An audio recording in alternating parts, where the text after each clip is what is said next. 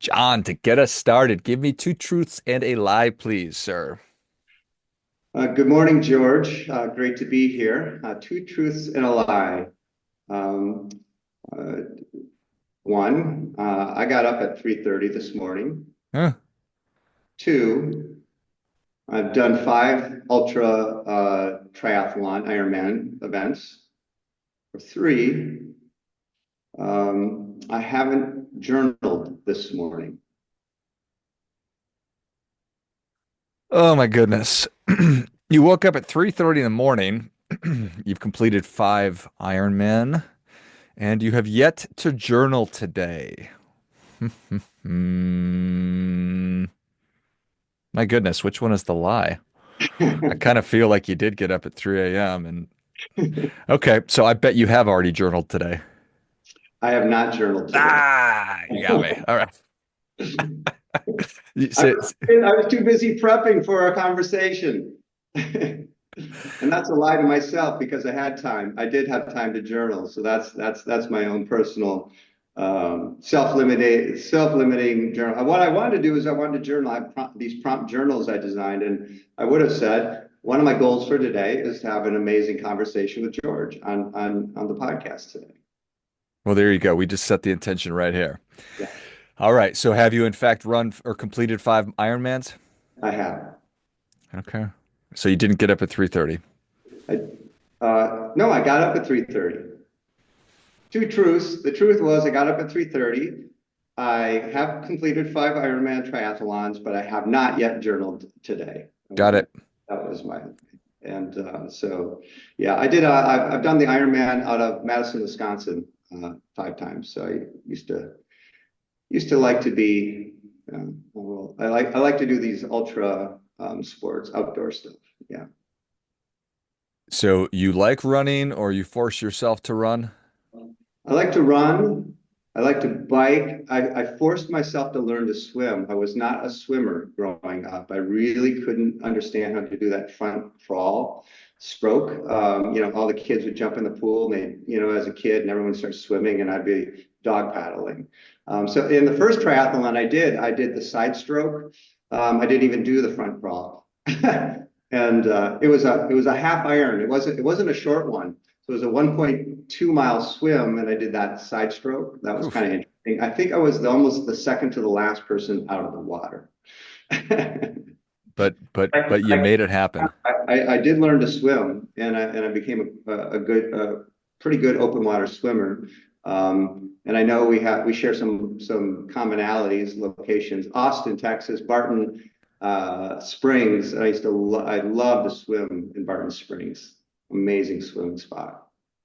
If you ever go to Nice. Austin, Texas, visit Barton Springs. You are in for a real treat. I love it.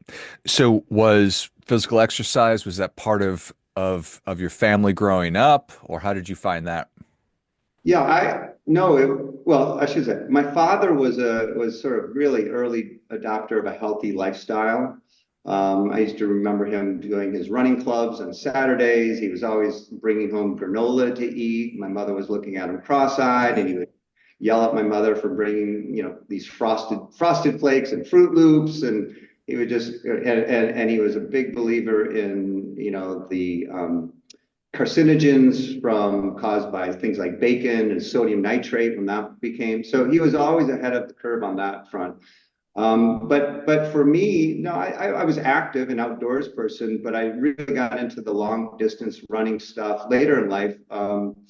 When we had some kids and I needed to run, I needed to, and I was an entrepreneur and I started my own business. And so I really needed a place to kind of, I don't know, exercise some demons, get some space, come home, stimulate some endorphin production. And I really felt in love with it. And I refer to something called sort of active meditation. So I'm not a big meditator. I have a hard time sitting silent in a room by myself for a long period of time. But when you do long distance, if you're walking, when you're moving, for me, anyways, my mind tends to clear, my thoughts. I process a lot of things and good ideas and solutions. My subconscious really goes to work at that time. And I really got into that. And I just sort of started to feed it and feed it and feed it. And things got longer and longer. And I also say it's a place where you can test your self-limiting beliefs. And in a call a controlled environment, like how the hell am I going to swim 2.4 miles, bike 122 miles, and then run a marathon?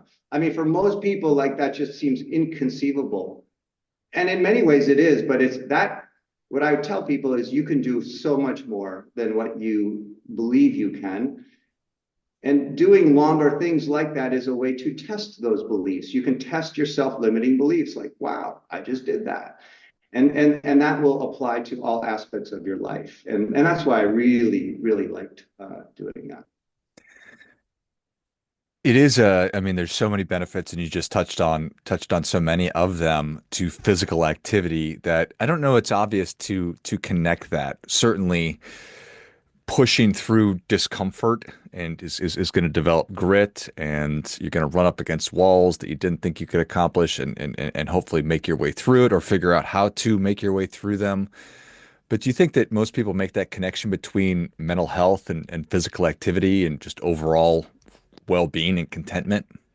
No, I don't think they do. I think they segregate those. They put them in two different buckets. Oh, these people like to exercise. Oh, they're exercise. I don't like to exercise. So I think that connection is a really, again, for me, and I think whether people do when they're doing these things or not, I mean, it's just a great way to test and push through. Look, in life, you're going to hit hard walls. You're going to hit really uncomfortable situations. You're going to experience hardship. So how do you push through? How do you build that mental framework of resilience? How do you become aware that the road continues?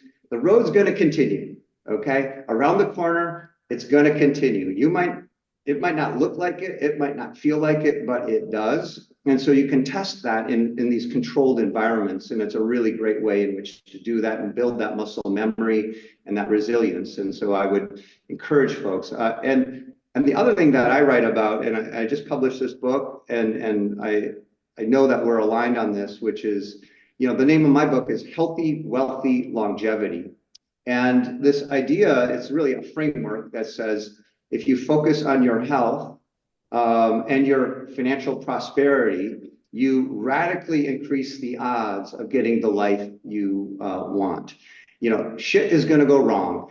Things aren't going to go to plan. But how do you set yourself up to know that that's a temporary setback rather than a permanent condition? And what I suggest is by focusing on your health wherever you're at in life, and that's another mistake people make. Oh, I didn't exercise. I'm not. The body is so resilient that if you focus on your health and you focus on that financial prosperity, you are going to surprise yourself where you get to in life, and it's never too late. And it's always it's a common denominator that again increases the odds. So yeah, that's again just pulling back the health even one step further on how does that play into this idea of living a life of your design. Do you think that what comes to mind for me is in order to successfully do the things that you did with a family and a business, you needed to put that close to the top of the list, being healthy. Yeah, I think again, yeah, you need to take care of you first. Okay. You can't help anyone if you're not good. You need to be good. By good, I mean mentally healthy and physically healthy. If you're have good mental health and good physical health, you put yourself in a position to be of service to others. And to be of service of others, whether it's your family or your business as a leader or as a doer, wherever you are at, you put yourself in the position. And I think a lot of folks don't appreciate how they need to do the self-care first, take care of you first. That puts you in the position to serve and help others. And I think that folks get that a little bit reverse. Oh, I got to, care for everyone else, when they can oftentimes neglect themselves. And I think that is an admirable thing, but short-sighted because when we run ourselves into the ground and we're operating at 50%, we're not effective. We're not going to find the wealth that we want. We're not going to have the success in business that we want. We're not going to show up for our kids or our spouse the way that we really want. Yeah, and I think going back to the health and business, when the days were the hardest and the road was toughest, I found when I was getting up and running early mornings with my running club, in Minnesota, freezing cold, and then you'd get a shower and you'd still be in the office by 8 o'clock a.m., and you were energized and you were fresh and you'd already won in the day. You create endorphins, you create a physicality and a presence of mind and presence amongst your team that really, rubs off in a positive way to folks. And so again, yeah, I think that leads a lot to putting yourself in a position to get the better outcomes that are possible in every scenario you're going to come into contact with. Again, family or business. And again, all of your things in your life, your business, your family, all of these things, your environment can compound and improve over time if you focus on them, your health and that prosperity and that ritual process. Every day you're making an effort towards those. You're gonna get the result, the better results. It's it's such a beautiful paradox that doing something extremely difficult slash uncomfortable slash undesirable, waking up at 5 o'clock in the morning in Minnesota and going outside for a run will result in the best possible feeling and the best possible result at 8:30 when you're ready to start your professional day. You've obviously moved your body, but to your point earlier, you've given your space or you've given yourself space to process information, process your thinking, solve problems because you've been doing this activity of running or cycling or swimming or weightlifting or walking. So there's just so many benefits to it. It really is. Again, and I don't want to anyone listening out there, I don't want to suggest that you need to become a marathoner. You need to, it really just wherever you're at, just take that next step in a positive direction, even in your kitchen. When you go to the store, avoid the shitty food and buy some healthy food. Set your environment up to promote a healthier diet. That alone is enough to keep, again, move you in that direction. So again, I always get concerned that, well, I'm not going to be a marathoner. Oh, you don't need to be. And you can just take that smallest of step and it will make a difference. That being said, I was always amazed when I would do these triathlons, when I would get out of the water and I'd start my bike. Triathlon always goes swim, bike, run in that order in different distances. And I was always amazed when I would then finish the swim because I was never a super fast swimmer. And I'd get on the bike and I'd start catching people. And I'd be like, look at these bodies of these people who do what we do. It was really impressive. And then in the Ironman, they would call this thing the Midnight Rider. So they finish Ironman, they start the Ironmans at like, I don't know, 6 a.m. in the morning. And there's a finish at 12 p.m. that night. So you have to finish by 12 p.m. We'd all come back to the finish line at midnight to watch the Midnight Riders come in, and these bodies of all shapes and sizes crossing the finish line. And just so you just will be amazed at what that body can and will do. Yeah, yeah. I think that's really well said. And what a cool thing that is to all come back to the finish line and watch the final folks figure or finish rather. So you shared with me earlier um, that you made a very, very specific decision on where you wanted to go to college, and you made that happen. You obviously have done a lot of things throughout the course of your life, but now you've made the decision to live in a certain place, and you executed on that. And I guess my question is, well, my statement is, my observation is that you're a person who is very thoughtful and you say, this is what I want for myself in my life, and then you actually execute and do that. Is that a genetic thing? Is that learned? And can other people put that kind of thing into their lives? Yeah, so it's not a genetic thing. Again, I know something about this. And in the book, I write specifically, your health is molecular. So in my career, it took me into molecular health and wellness to understand what genetics are, how they work, and how genes express. One of the companies I developed, actually, we were doing biomarkers of epigenetic gene expression for longevity and biological aging. And so I really take a very pragmatic effect on sort of what health is. I ask people to think small, think molecular. What are genes? How do they express? And the real insight to be gained here is your lifestyle drives gene expression. So you are not who you are born with. Okay, it's your starting point, but it is hardly your finishing point. And so that's a really important insight for people to realize the agency you have and control you have over your life. Um, so yeah, I do think a lot about where I want to get to. I believe in goal setting. I believe in visualizing, and my brain thinks a lot about that. I do daily prompt journaling to keep those ideas and concepts in front of me at all times. We're in a battle for our own attention and our own intention. And so you need to have keep a positive focus of what you want to achieve out of life. And then you need to take action.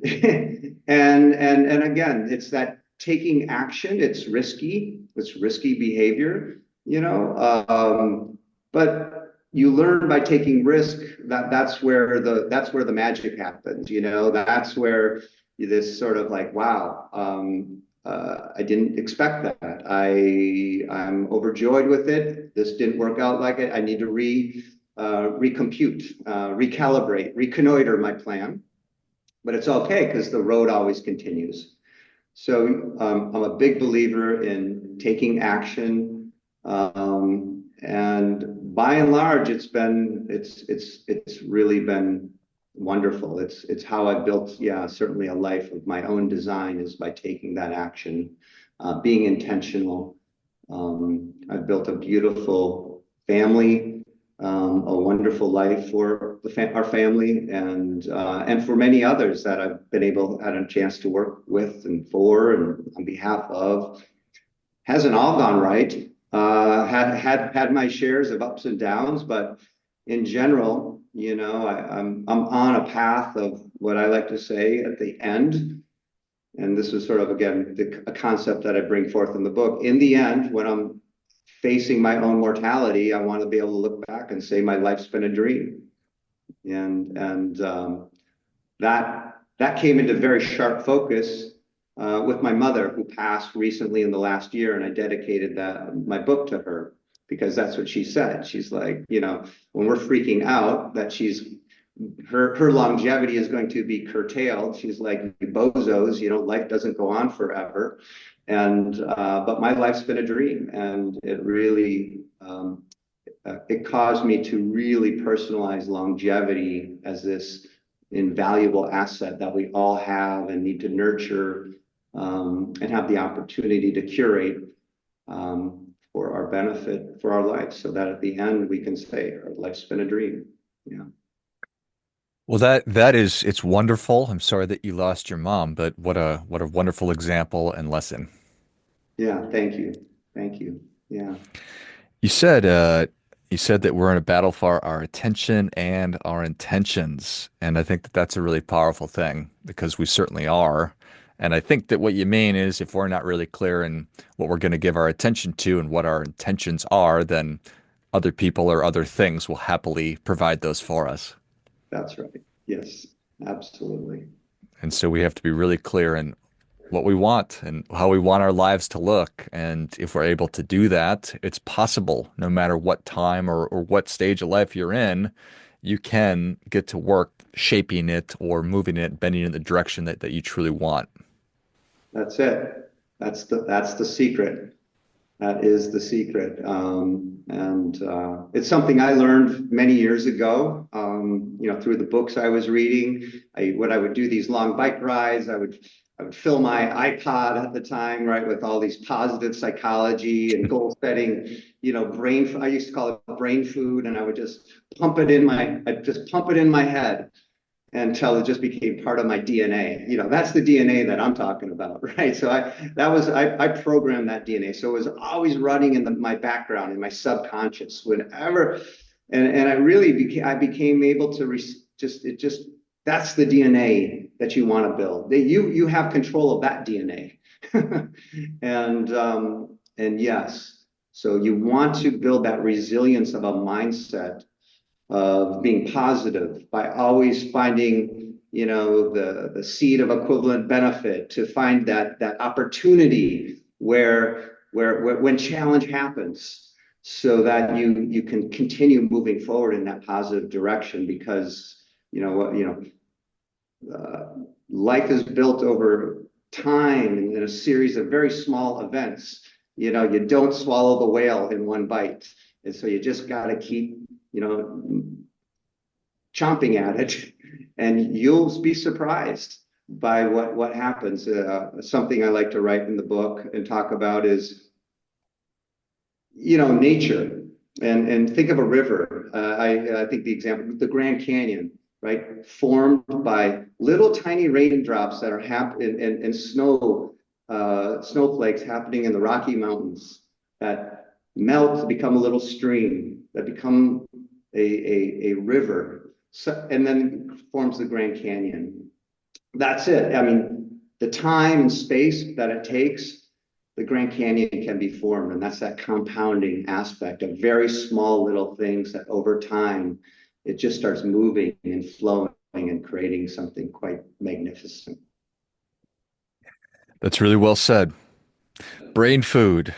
We need to make sure we're good stewards of what we're putting into our heads and set the intention. I need to learn about building wealth. I need to learn about personal finance. Well, plug John's book into your iPod and pump that into your head. Find the resources. I mean, it's all out there. You want to learn about healthy eating, that's out there. If you want to learn how to run an iron, compete in an Ironman, that's all out there. It's all available to us, but we need to be walking towards that and prioritizing ourselves and what we need so that we're able to show up better for others.